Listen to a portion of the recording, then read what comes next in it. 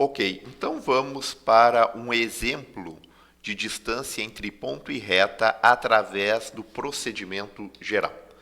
Então, a ideia é verificar a distância entre o ponto e esta reta daqui, a reta R. Temos, e é interessante, termos um esboço tridimensional do procedimento que vamos executar. Então, aqui temos uma ideia tridimensional.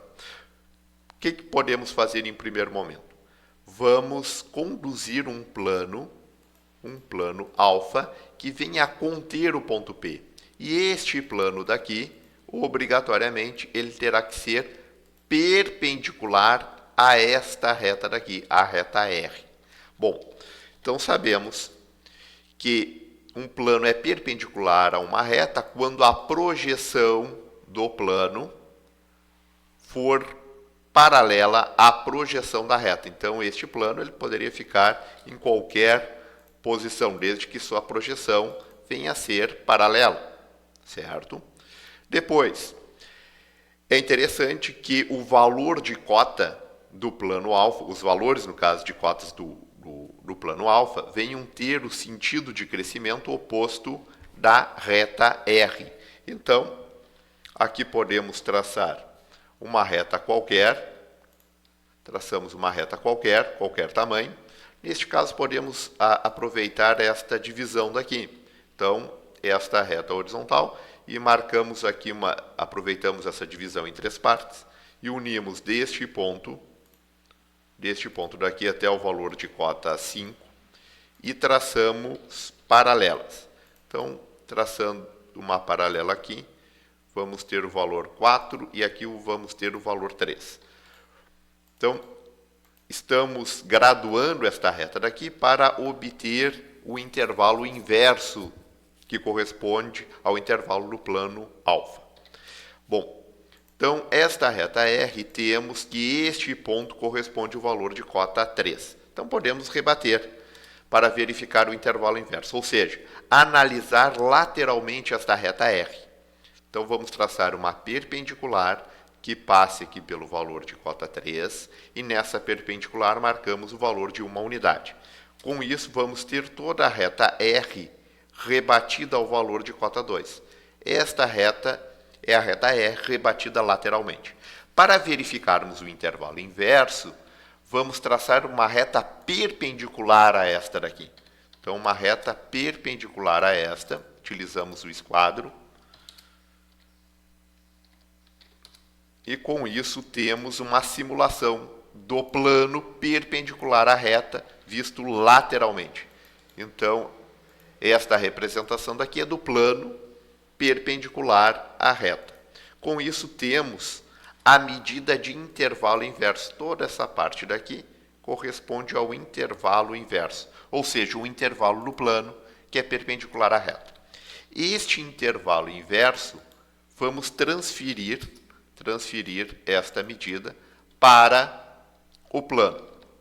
Claro que este plano daqui ele é perpendicular à reta R, e este plano ele contém o ponto P. Bom, se o plano contém o ponto P, obrigatoriamente este ponto está apoiado em uma horizontal do plano.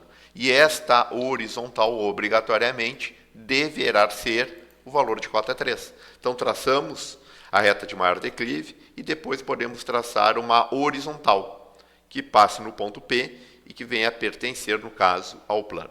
Então, esta reta daqui corresponde a uma horizontal de cota 3. Significa que este ponto também vamos ter o valor de cota 3. Então, podemos ajustar ali como sendo um valor de cota 3. Por que isto é interessante ajustarmos? Porque quando viermos trazer o intervalo inverso, temos um ponto de referência. Então, todo esse intervalo inverso daqui, vamos transferir com um compasso deste ponto até este valor daqui. Este intervalo é para uma variação de uma unidade na vertical. Então, temos o valor de cota 3, aqui o crescimento é do 2, 3, 4 e 5, nesse sentido. Então, aqui vamos ter o valor de cota 2, porque o crescimento tem que ser no sentido oposto. Então, toda esta parte daqui vai corresponder o valor de cota 2. Com isso, podemos afirmar que este plano alfa é perpendicular à reta R. Por quê? Projeções paralelas, cotas crescendo em sentidos opostos, aqui do 2 para o 5, aqui do 2 para o 3, o intervalo inverso. E além disso, este ponto pertence ao plano porque ele pertence a uma horizontal do plano. Bom, posteriormente a isto, o que temos que fazer? Conduzir um plano, neste caso um plano beta, que venha a conter a reta R. Mas que plano é este? Qualquer plano, certo? Qualquer plano, desde que contenha a reta R. Ou seja, infinitos planos podem conter a reta R. Agora, vamos ter um determinado cuidado que este plano que venha a conter a reta R, as suas horizontais venham interseccionar as horizontais deste plano alfa. Ou seja, que o limite estabelecido aqui da folha venha nos permitir esta intersecção. Então, traçamos aqui a horizontal deste plano beta. Uma horizontal qualquer medida, tanto faz, certo? Mas a gente já fica pensando na horizontal do plano alfa. Ou seja, esta horizontal deverá interseccionar a horizontal do plano alfa. Então, qualquer horizontal, qualquer inclinação. Então, esta horizontal daqui é uma horizontal de cota 2. Horizontal de cota 2 que corresponde ao plano beta, que é um plano qualquer, certo? Então, vamos deixar aqui a representação do plano beta. A representação do plano beta. E, neste caso daqui, temos o valor correspondente da projeção. Então, vamos deixar aqui a projeção estabelecida. Tá? Então, toda esta reta daqui é uma horizontal de cota 2. Isso daqui é mais para identificar que se trata da horizontal do plano beta. Depois que traçamos essa horizontal de cota 2, vamos traçar uma paralela. Aí sim, obrigatoriamente, todas as horizontais são paralelas. Traçamos uma horizontal que passa pelo valor de cota 3 desta reta R. Então, esta horizontal é de cota 3. Ok? Então, todas essas horizontais correspondem ao plano beta. Bom, temos uma horizontal 3 do plano alfa. E aqui vamos ter uma horizontal de cota 2 do plano alfa. Então, horizontal 2 e horizontal 3. Aqui temos horizontal 2 e horizontal 3. O que ocorre? Tanto o plano beta quanto o plano alfa, esses dois planos, vão gerar uma intersecção. Então, a intersecção entre esses dois planos vai nos dar a reta I. Como vamos obter os pontos correspondentes desta intersecção? Através das horizontais. Então, basta prolongar horizontal 2 do plano alfa com horizontal 2 do plano beta. Prolongamos. Então, horizontal 2 com horizontal 2, este ponto daqui vai ser 2. Este valor daqui vai ser o 2. Mesmo processo. Horizontal 3 com horizontal 3 do plano beta. Este ponto daqui vai ser o valor 3. Então, esta reta daqui, deste ponto até este ponto daqui, corresponde a uma reta de intersecção. Então, toda essa parte daqui é uma reta de intersecção. Aqui eu vou deixar com uma espessura menor as horizontais para não ficar confuso. Ok? Então, aqui são horizontais do plano beta. Horizontal 3 e horizontal 2, que interseccionaram as horizontais de alfa. Toda esta reta daqui é a reta I, a reta de intersecção. Então, intersecção entre os planos. Então, toda esta parte daqui, que corresponde à reta I, vamos deixar a sua projeção estabelecida. Então, temos aqui a reta I, que podemos ampliar um pouco mais. Temos a representação da reta I. O que ocorre? A partir do momento que temos a representação da reta I, sabemos que esta reta I também vamos ter a intersecção da reta I com a reta R. Então, esta reta I com a reta R, vamos ter um ponto em comum. Ou seja, são retas concorrentes, reta I com a reta R. E através desta intersecção da reta I com a reta R, vamos ter um ponto I. E a partir do momento que temos o ponto I, basta estabelecermos a medida deste ponto I com o ponto P. Com isso, vamos ter a verdadeira grandeza estabelecida. Claro que nesse primeiro momento, não sabemos o valor de cota do ponto I. Não sabemos, certo? Mas temos como determinar este valor de cota. Por que temos como determinar? Ou podemos rebater a reta R para determinar o valor de cota de I, ou rebatemos a reta de intersecção dos planos. Ou seja, tanto a reta I rebatida quanto a reta R rebatida, este ponto daqui será o mesmo. Por quê? Porque essas retas daqui, elas são concorrentes. Então, vão ter o mesmo valor de cota.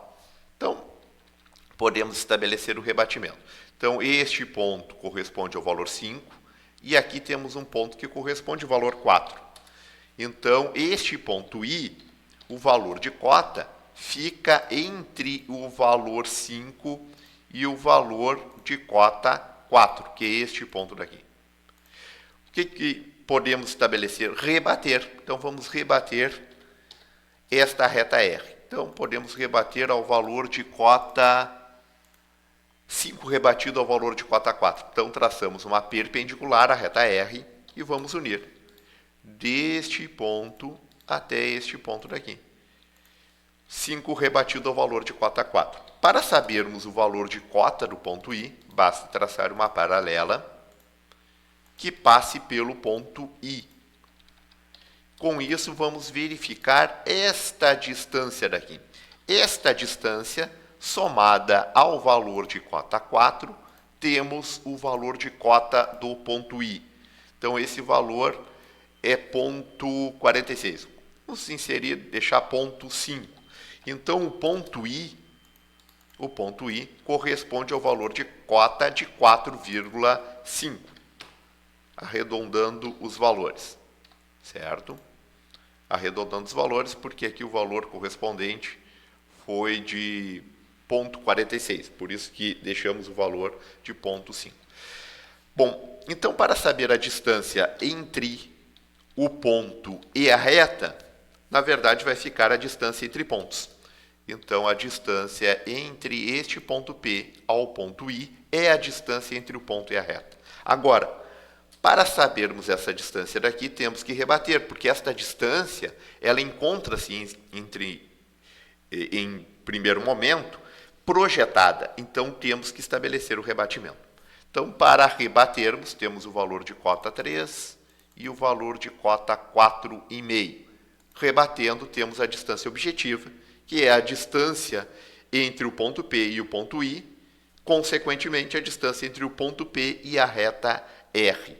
Então, traçamos aqui uma perpendicular,